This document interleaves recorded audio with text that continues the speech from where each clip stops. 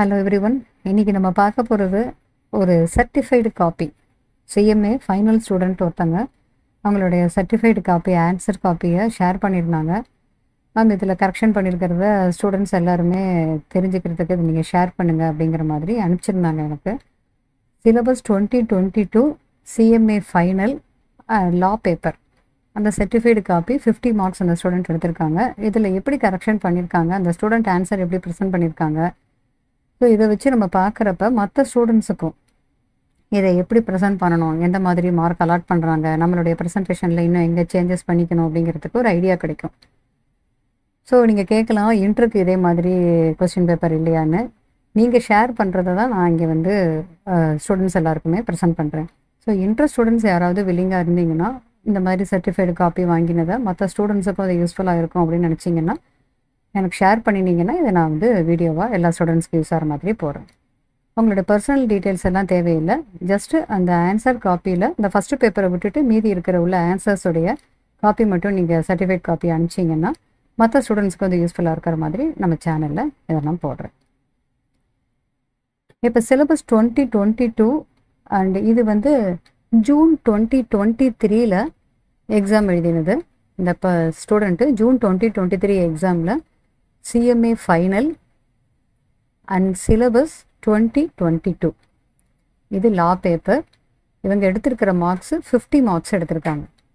இவங்களுடைய ப்ரெசன்டேஷன் எப்படி இருக்குது, இதுக்கு எப்படி மார்க் அலாட் பண்ணியிருக்காங்க அப்படிங்கிறத நம்ம டீட்டெயிலாக பார்க்கலாம். இதோட நம்ம என்ன கம்பேர் பண்ண போகிறோம்னா இன்ஸ்டியூட்டில் கொடுத்துருக்கிற சஜஸ்டட் ஆன்சர்ஸுங்கிறது இப்படி ஆன்சர் இருக்கணும் அப்படிங்கிற ஒரு சஜஷன் இன்ஸ்டியூட்டில் கொடுக்குறாங்க.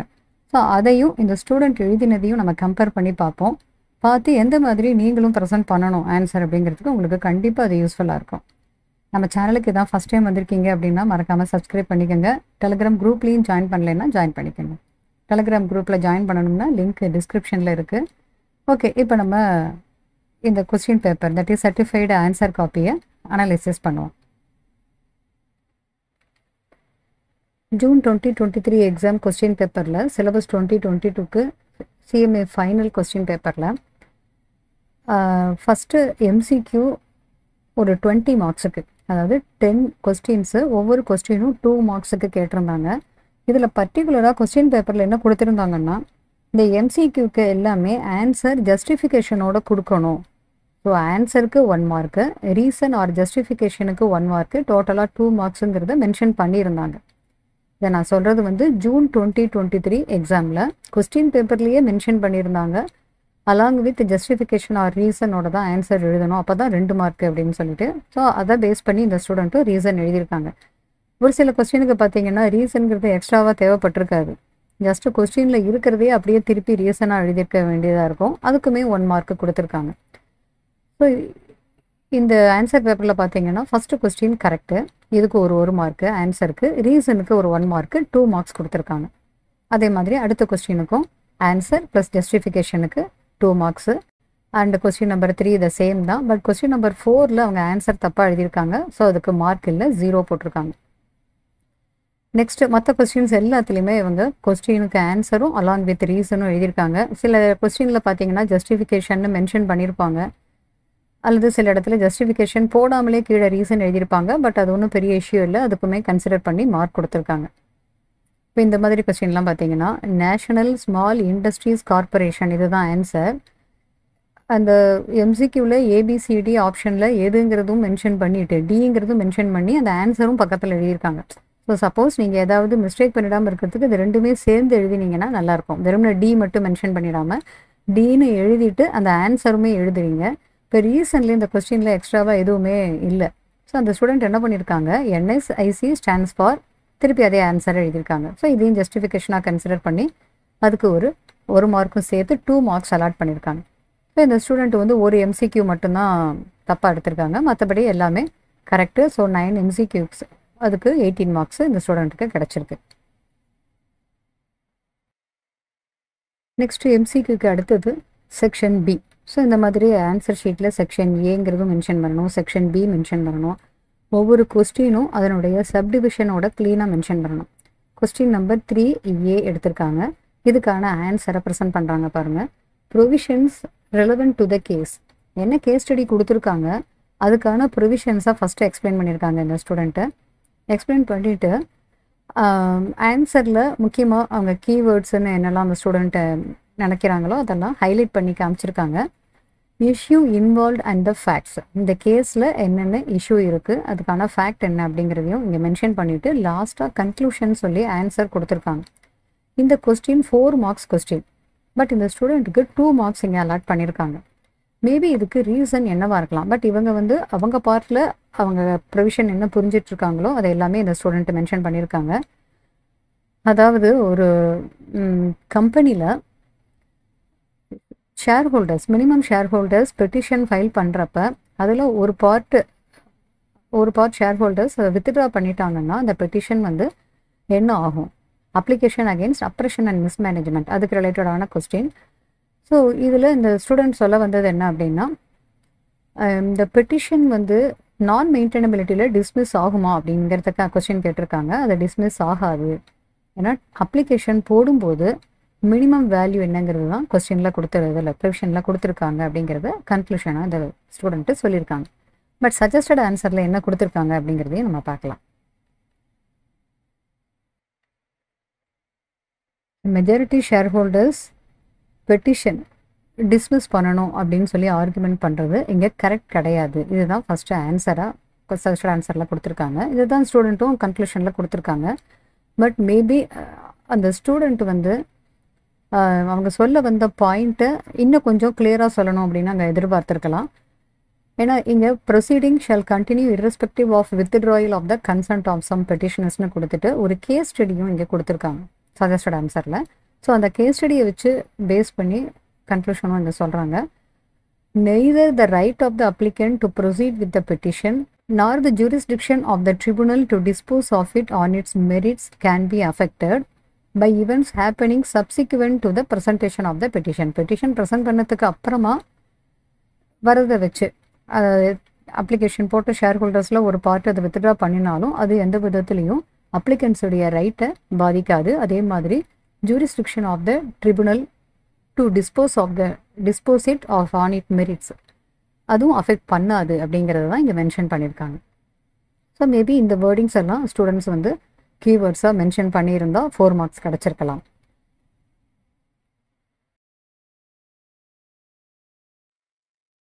நெக்ஸ்ட்டு அதே கொஸ்டினில் சப்செக்ஷன் பி, இதில் இந்த கொஸ்டினில் இந்த ஸ்டூடெண்ட்டு ஃபுல்லாகவே ஆன்சர் எல்லாமே எழுதியிருக்காங்க. அண்டு முக்கியமான பாயிண்ட்ஸ் அவங்க ஹைலைட் பண்ண வேண்டியதும் பண்ணியிருக்காங்க. ஆன்சர் வந்து எவ்வளவு டேரக்டர்ஸ் அப்படிங்கிறத கால்குலேட் பண்ணி காமிக்கிறது சப்டிவிஷனோட, அதுலேயே 1 and 2 இருந்ததுன்னா அது எல்லாமே சேர்த்து போட்டிருக்காங்க. இப்போ 3B கொஸ்டின், பட் அதில் 3Bலேயே 1 and 2 இருக்குது. ஸோ அதையுமே இங்கே மென்ஷன் பண்ணி நீங்கள் ஆன்சர் எழுதணும். இந்த 1 and 2 இது ரெண்டுக்கும் என்னென்ன அப்படின்னு. இந்த கொஸ்டின் 3Bயில் மார்க்கு டோட்டலாக 5 மார்க்ஸ். ஸோ 5 மார்க்ஸுக்கு இங்கே 4 மார்க்ஸ் இந்த ஸ்டூடெண்ட்டுக்கு அலாட் பண்ணியிருக்காங்க. சஜஸ்டட் ஆன்சர்ஸும் பார்த்தோம்னா அந்த 3Bக்கு கிட்டத்தட்ட அந்த ஸ்டூடெண்ட் சொன்ன அந்த எல்லா பாயிண்ட்ஸுமே இங்கே சஜஸ்டட் ஆன்சர்லேயும் கவர் ஆகுது. பட் இந்த கொஸ்டினில் 3Bயில் 2ல் பார்த்தோம்னா இங்கே வந்து ஒரு அசம்ஷன் போட்டிருக்காங்க. Assumed that 31st March 2022 is the last date of the latest audited financial statement. ஆக்சுவலாக ஒரு கிளாரிஃபிகேஷன் இருக்குது. எக்ஸ்பிளனேஷன் டு ரூல் 4ல் ஒரு கிளாரிஃபிகேஷன் சொல்கிறாங்க. Paid up share capital or turnover or outstanding loan etc. as existing on the last date of the latest audited financial statements shall be taken into account. Maybe இந்த ரீசன்னால அந்த ஸ்டூடெண்ட்டுக்கு அந்த 1 mark குறைஞ்சிருக்க வாய்ப்பு இருக்குது. இந்த ஸ்டூடெண்ட்டோட ஆன்சரில் பார்த்தீங்கன்னா அந்த லிமிட்டெல்லாம் ஓகே போட்டிருக்காங்க. But as per the latest audited balance sheet அப்படிங்கிறத இங்கே எங்கேயுமே அவங்க மென்ஷன் பண்ணலை. ஸோ இந்த ஒரு ரீசன்னால் அவங்களுக்கு 1 மார்க்கு குறைஞ்சிருக்க வாய்ப்பு இருக்கலாம். நெக்ஸ்ட் கொஸ்டின் 3C, இது ஒரு 3 மார்க்ஸ் கொஸ்டின். இந்த ஸ்டூடெண்ட்டு எல்லாமே ஆன்சர் கரெக்டாக செஞ்சுருக்காங்க. இதுக்கு 3க்கு 3 மார்க்ஸு ஃபுல்லாகவே அலாட் பண்ணியிருக்காங்க. நெக்ஸ்ட் கொஸ்டின் 3D, இதில் இந்த கொஸ்டினில் இந்த ஸ்டூடெண்ட்டு எழுதின ஆன்சரில் சஜஸ்டட் ஆன்சரில் இந்த ட்ரஸ்ட் இதெல்லாம் இல்லை. ஸோ இது நார்மலாக சஜஸ்டட் ஆன்சரில் இருக்க வேண்டிய கீ டேர்ம்ஸில் இந்த ட்ரஸ்ட்டுங்கிறது இந்த ஸ்டூடெண்ட் எக்ஸ்ட்ராவாக போட்டிருக்கிறதுனால இதில் ஒரு தப்பு இருக்குது. ஸோ அதனால் இவங்க 4 மார்க்ஸுக்கு 3 மார்க்ஸ் இங்கே ஸ்டூடெண்ட்டுக்கு கொடுத்துருக்காங்க. ஸோ மேக்ஸிமம் நம்ம கீவேர்ட்ஸ் எல்லாம் கரெக்டாக எழுதும்போது எல்லா மார்க்குமே நமக்கு கிடைக்கிது. மேபி ஏதாவது 1-2 மிஸ் ஆகும்போது நமக்கு அதுக்கு ஏற்ற மாதிரி மார்க்கு குறையுதுங்கிறது இது பார்த்தாலே உங்களுக்கு ஐடியா தெரியும். ஸோ கொஸ்டின் நம்பர் 3ல் ABCD 4 செக்ஷன். இதில் 4 marks, 5 marks, 3 marks and 4 mark கொஸ்டினாக இருக்குது. டோட்டலாக இது 16 மார்க்ஸ் கொஸ்டின். இதில் இந்த ஸ்டூடெண்ட் எடுத்தது 12 மார்க்ஸுங்கிறது தனியாக இங்கே மென்ஷன் பண்ணியிருக்காங்க. நெக்ஸ்ட் கொஸ்டின் 4ல் A எழுதியிருக்காங்க. இந்த ஏல 1, 2, 3, 4 4 1 மார்க் கொஸ்டின் கேட்டிருக்காங்க. ஒன்று ஒவ்வொரு மார்க்கு. ஸோ ஒவ்வொரு கொஸ்டினுக்குமே ஆன்சரில் அங்கங்கே மார்க் போட்டிருக்காங்க பாருங்கள். ஃபஸ்ட்டு கொஸ்டின் இந்த ஸ்டூடெண்ட் எழுதினது கரெக்டாக 1 மார்க்கு. பட் அடுத்த 3 கொஸ்டினுமே தப்பாக எழுதியிருக்கிறதுனால 3க்குமே மார்க்கு இல்லை. அண்ட் இதுலேயே ஏலேயே இன்னொரு சப்டிவிஷன் 2 இருக்குது. இதில் 4 மார்க் கொஸ்டின். இந்த 4 மார்க்ஸுக்கு 2 மார்க்ஸ் தான் அந்த ஸ்டூடெண்ட்ஸ்க்கு கிடச்சிருக்கு. இதுக்கு என்ன ரீசன் அப்படின்னு பார்த்தா சஜஸ்டட் ஆன்சரில் என்ன கொடுத்துருக்காங்கன்னு பார்ப்போம். அதாவது இந்த கொஸ்டின்லேயே 2 பார்ட்டு ஆன்சர் எழுத வேண்டியதாக இருக்குது.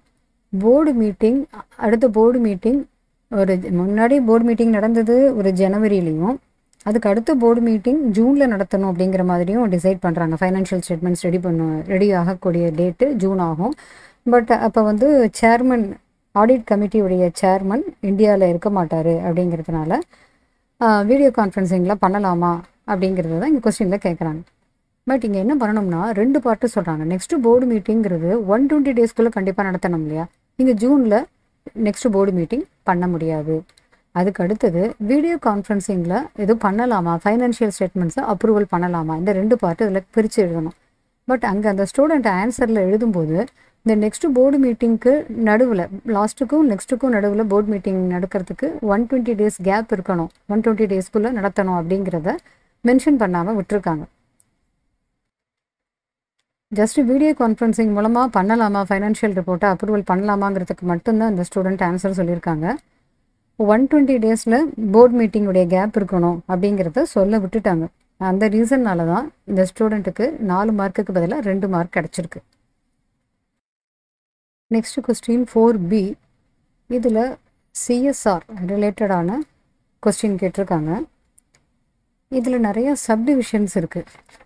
4Bலேயே ஃபஸ்ட்டு கொஸ்டினுக்கு ஒரு 4 மார்க்ஸு கொஸ்டின் பேப்பரில் போட்டிருக்காங்க. ஸோ 4 மார்க்ஸ் இருக்கிறதுக்கு இந்த கொஸ்டினில் 3 மார்க்ஸ் இந்த ஸ்டூடெண்ட்டுக்கு கிடச்சிருக்கு. அடுத்து வர்ற கொஸ்டின் ஒரு 4 கொஸ்டின், ஃபஸ்ட்டு தவிர செகண்ட், தேர்டு, ஃபோர்த்து, ஃபிஃப்த்து 4லேயுமே ஒவ்வொரு மார்க்கு ஒவ்வொரு கொஸ்டினுக்கும். இதில் செகண்ட் கொஸ்டின் இந்த ஸ்டூடெண்ட்டுக்கு 1 மார்க் கிடச்சிருக்கு. அடுத்தடுத்த கொஸ்டின்லாம் பார்த்தீங்கன்னா சில இடத்துல அந்த கொஸ்டினில் ஆன்சரில் தப்பு பண்ணியிருக்கிறதுனால உங்களுக்கு மார்க்கு வரலை. ஸோ ஆப்ளிகேஷன், இந்த தேர்ட் கொஸ்டின் பார்த்தீங்கன்னா what are the other applications of CSR for CSR under the ஆக்ட்னு கேட்டிருக்காங்க. So the application is to spend at least 2% of the average of net profit அப்படிங்கிறத சொல்லியிருக்காங்க. நான் அவங்க கேட்டிருக்கிறது அதர் ஆப்ளிகேஷன்ஸ் என்னென்னு கேட்டிருக்காங்க. ஃபார்ம் CSR 1 ஃபைல் பண்ணணும், போர்டு ரிப்போர்ட்டில் இதை சொல்லியிருக்கணும், அந்த இயருக்குள்ளே ஸ்பெண்ட் பண்ணியிருக்கணும், அந்த மாதிரி அதர் ஆப்ளிகேஷன்ஸை சஜஸ்டட் ஆன்சரில் ஆன்சராக கொடுத்துருக்காங்க. ஸோ அந்த மாதிரி எதுவுமே இந்த ஸ்டூடெண்ட் மென்ஷன் பண்ணாததால் இதில் மார்க் கிடைக்கல. அடுத்து 1 மார்க் கொஸ்டினில் அந்த ஸ்டிப்புலேட்டட் அமௌண்ட்டை அந்த இயருக்குள்ளே ஸ்பெண்ட் பண்ணலைன்னா என்ன நடக்கும் அப்படின்னு கேட்டிருக்காங்க. What will happen if the stipulated amount is not spend with in the year. அந்த அமௌண்ட் அந்த இயரில் ஸ்பெண்ட் பண்ணலைன்னு சொன்னால் அதை ஒரு ரிசர்வ் அக்கௌண்ட்டுக்கு ட்ரான்ஸ்ஃபர் பண்ணணும். அதாவது ரிசர்வ் அக்கௌண்ட்டுன்னு இல்லை, அது ஒரு ஸ்பெஷல் அக்கௌண்ட்டுக்கு ட்ரான்ஸ்ஃபர் பண்ணணும் அப்படிங்கிற ஒரு ஆன்சர் இங்கே அவங்க மென்ஷன் பண்ணியிருந்தாங்கன்னா 1 மார்க் கிடச்சிருக்கும். அதே மாதிரி அதுக்கு அடுத்த லாஸ்ட்டு கொஸ்டினில் அவங்க கேட்டிருக்கிறது ஒரு ப்ராஜெக்டை எடுத்துக்கிட்டு ஆனால் அதில் அலோகேட்டட் அமௌண்ட்டை ஃபுல்லாக ஸ்பெண்ட் பண்ணலைன்னா என்ன ஆகும்னு கேட்டிருக்காங்க. ஒரு ப்ராஜெக்டை எடுத்துக்கிறாங்க, பட் அதில் ஃபுல் அமௌண்ட்டும் அதில் அலோகேட் பண்ண அமௌண்ட்டை ஸ்பெண்ட் பண்ணலைன்னு சொன்னால் என்ன பண்ணுறதுன்னு கேட்டிருக்காங்க. இவங்க என்ன கொடுத்துருக்காங்கன்னா balance shall be carried forward or used for the other பர்பஸ்னு கொடுத்துருக்காங்க. பட் இது கரெக்டான ஆன்சர் இல்லை. எது கரெக்டான ஆன்சர் இதில் இந்த சஜஸ்டட் ஆன்சர்லேயே பார்ப்போம். இப்போ மேலே சொன்னதெல்லாம் அதே மாதிரியே தான். இந்த அதர் ஆப்ளிகேஷன்ஸ் அப்படிங்கிறப்ப இந்த பாயிண்ட் எல்லாமே மென்ஷன் பண்ணணும். அதே மாதிரி அன்ஸ்பெண்ட் அமௌண்ட்டை ஒரு ஸ்பெஷல் அக்கௌண்ட்டில் ட்ரான்ஸ்ஃபர் பண்ணணும். இதுக்கெல்லாம் ஒவ்வொரு mark.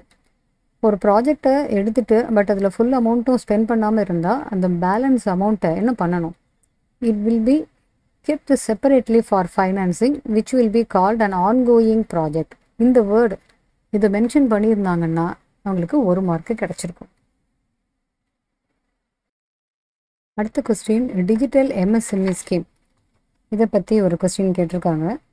Digital MSME scheme and emergency credit line guarantee scheme for MSME sector. இதுதான் கொஸ்டின். இது 4+4 8 மார்க்ஸுக்கான கொஸ்டின். இதில் டிஜிட்டல் எம்எஸ்எம்இ ஸ்கீமில் இந்த ஸ்டூடெண்ட்டு எல்லா டேர்ம்ஸுமே கரெக்டாக தான் போட்டிருக்காங்க. போட்டுட்டு எமர்ஜென்சி கிரெடிட் லைன் கேரண்டியுமே எல்லாமே எக்ஸ்பிளைன் பண்ணியிருக்காங்க. பட் இதில் இன்னும் கொஞ்சம் எக்ஸ்ட்ராவாக சில பாயிண்ட்ஸ் ஆட் பண்ணணும். இந்த பர்சன்டேஜ் அதெல்லாம் ஓரளவுக்கு அவங்க கரெக்டாக போட்டிருந்தாலும் சஜஸ்டட் ஆன்சரில் இருக்கிற சில பாயிண்ட்ஸு இதுக்கு ரிலேட்டடான ஆன்சர் அவங்க மிஸ் பண்ணதுனால இதில் 8 மார்க்ஸுக்கு உங்களுக்கு 4 மார்க்ஸ் தான் கிடச்சிருக்கு. இப்போ சஜஸ்டட் ஆன்சரை பார்ப்போம். இந்த சஜஸ்டட் ஆன்சரில் பார்த்தீங்கன்னா இன்னும் கொஞ்சம் ஆன்சரில் இந்த பாயிண்ட்ஸ் எல்லாம் எக்ஸ்ட்ரா அவங்க சேர்த்துருக்கணும். Moratorium period of 12 months on principal amount with interest capped at 9.25% and 14% பேங்க்குக்கும் என்பிஎஃப்சிஸ்க்கும். ஸோ இந்த மாதிரி சில பாயிண்ட்ஸ் எல்லாம் மிஸ் பண்ணியிருக்கிறதுனால உங்களுக்கு மார்க்கு குறைஞ்சிருக்கிறதுல. அடுத்த கொஸ்டின் 6A அதில் 1 ஷார்ட் நோட்ஸ் கேட்டிருக்காங்க. Prohibited sectors or persons for FDI in India கேட்டிருக்காங்க. ஸோ அதில் ஓரளவுக்கு லிஸ்ட்டு இந்த ஸ்டூடெண்ட் எழுதியிருக்காங்க. பட் இன்னமும் கொஞ்சம் எழுதியிருந்தாங்கன்னா அவங்களுக்கு டோட்டலாக 4 மார்க்ஸ் இந்த கொஸ்டினுக்கு கிடச்சிருக்கும்.